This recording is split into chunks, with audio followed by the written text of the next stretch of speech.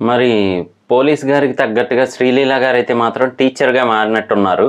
So దేని గురించి అంటే మాత్రం ఉస్తాద్ భగత్ సింగ్ గారి గురించి అనమాట.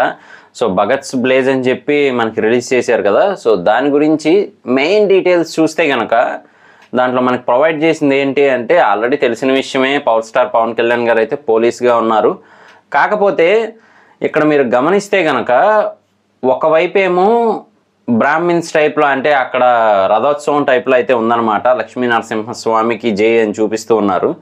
సో అక్కడ బ్రాహ్మిన్స్ లాగా లేదంటే భక్తుల్లాగా కలిసిపోయి అక్కడ అటాక్ చేస్తూ ఉన్నారనమాట. సో ఆ సిచ్యువేషన్ కంట్రోల్ చేయడానికి మరి మన పవర్ స్టార్ గారు అయితే వచ్చినట్టు తెలుస్తూ ఉంది.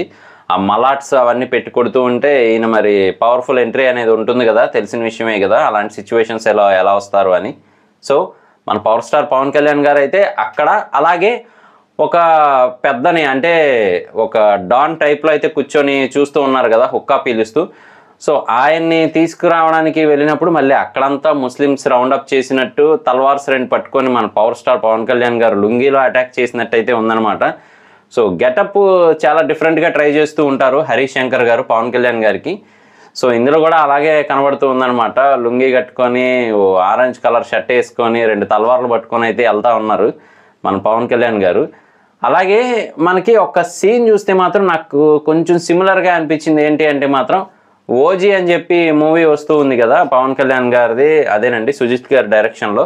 సో అందులో ఒక సీన్ సేమ్ అనమాట. అంటే మనకి గ్లాస్ ముక్క పెట్టి గుచ్చుతున్నట్టుంది కదా. సో పోలీస్ స్టేషన్లో సేమ్ సీను, కాకపోతే ఈయన అక్కడేమో కొంచెం వైల్డ్గా ఉన్నట్టు చూపిస్తూ ఉన్నారు, ఇక్కడేమో పోలీస్ డిపార్ట్మెంట్లో వర్క్ చేస్తున్నట్టు అయితే చూపిస్తూ ఉన్నారనమాట.